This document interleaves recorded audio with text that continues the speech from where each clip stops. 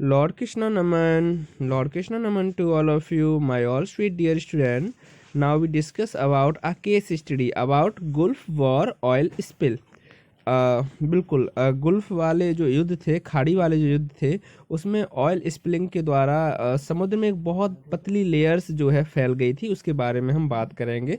आपको कुछ फोटोज भी दिखाएंगे। ओके स्टूडेंट, इंटरनेशनल और uni international release of oil in river and ocean is called oil spilling.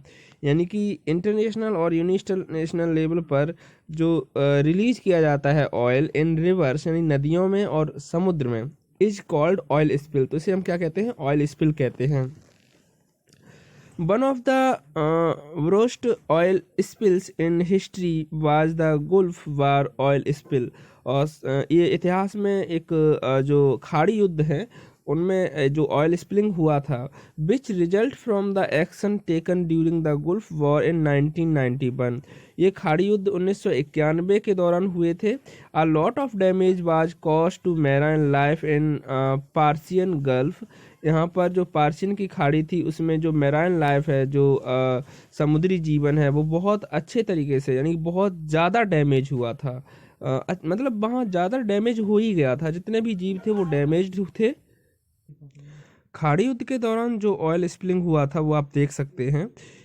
समुद्री जल में एक बहुत पतला लेयर जो है ऑयल्स का यहाँ पे बना हुआ है। और आपको पता है कि जब ये पतला लेयर बन जाएगा तो जितने भी मेराइन एनिमल्स हैं, मेराइन ऑर्गेनिज्म हैं, वो यहाँ पर सरवाइव नहीं कर पाएंगे, क्योंकि ऑक्सीजन ही इंटर नहीं कर पाएगी। और जब ऑक्सीजन इंटर नहीं कर पाएगी तो यहाँ पर ये बुरी तरह से मतलब प्रभावित होगा, यानी का जीवन भी बुरी तरह से प्रभावित होगा। यहाँ पर आप ऑयल स्पिलिंग देख सकते हैं, ये पूरा ऑयल फैला हुआ है। क्रूड ऑयल होता है, कच्चा ऑयल होता है, ये आपको यहाँ पे देखने को मिलेगा। ओके स्टूडेंट, तो सबसे ज़्यादा भयंकर तबाही मतलब यहाँ पे देखने को मिली थी समुद्री जीवों के लिए। ऐसे में समुद्री जीव सरवाइव बिल्कुल नहीं कर सकते, है ना स्टूडेंट। डियर स्टूडेंट, गुल्फ वार 1991 लोकेशन था कुवैत में। और कितने गैलन यहाँ पर 240 से 236 मिलियन गैलन जो है आपका ऑयल जो है स्पिल हुआ था, समुद्र में फैल गया था बहुत दूर तक, कई किलोमीटर तक ये ऑयल का स्पिल देखने को मिल रहा था। Deliberated inflicted by the Iraqi force. How it happens? As Iraqi force retreated from Kuwait during the first Gulf War, they opened the valve of oil well or pipeline in a bid to slow American troops। बिल्कुल, तो ये American troops के लिए किया गया था। The result was the largest oil spill history has seen, spanning an area just larger than the size of the island of Hawaii. तो ये हवाई जो आइसलैंड है उसके आसपास देखने को मिला था। The clean up, coalition's force managed to seal off some of the open pipelines using smart bombs, but most recovery of affected had to wait until after the bar. Together with vacuum trucks, about 58.8 million gallon of oil was recovered from the Gulf। तो यहाँ पे recover कितना कर पाए थे हम लोग? 58.8। और मतलब बेस्ट कितना हुआ था? 240 टू 336। तो ये आपका जो है काफ़ी बड़ा केस स्टडी है।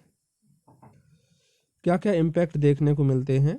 Destroy marine life, destabilized marine community, degrades shore amenities, harms economic activities, impact human welfare. तो ये सब आपको देखने को मिलेगा। जितनी भी मैराइन बर्ड्स हैं, मैराइन लाइफ्स हैं, पूरी तरह से डिस्ट्रॉय हो जाते हैं। The aromatic fractions and the heavy metals in oil are too toxic if ingested led to direct toxic effect and mortality of bird and mammals। बहुत ज़्यादा मोर्टिलिटी यहाँ पे देखने को मिलती है। Upon ingestions oil chemically attack the lipid in the cell membrane।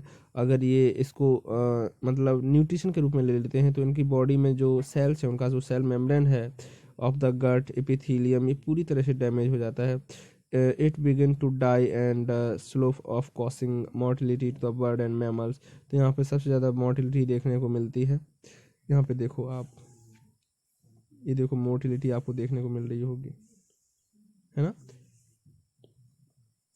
Cleanup activity damage the marine life by the crushing and removing from the habitat. इनके आवाज़ से इन्हें अगर हम क्लीनअप करें, सफाई करें, तो मतलब सीधी सी बात है, वहाँ के एक्वेटिक लाइफ को बहुत ज़्यादा मतलब नुकसान देखने को मिलता है। Sea birds are oiled at the sea surface, lose their insulation and either drown when they become waterlogged, get hypothermia or die from oil ingestion while trying to breathe। तो यहाँ पे अगर ये इंजेक्शन के द्वारा ऑयल जाता है अंदर, तो यहाँ पे बहुत सारी बीमारियां जैसे कि हाइपोथर्मिया वगैरह हो जाती हैं, जिससे कि ये जीव मर जाते हैं, है ना स्टूडेंट। बाकी का आप गूगल पे चेक कर लीजिए, काफ़ी अच्छे अच्छे आपको पीपीटी के द्वारा यहाँ पे समझाया गया है। ओके स्टूडेंट, अब हम अपना दोबारा से बुक का पढ़ते हैं।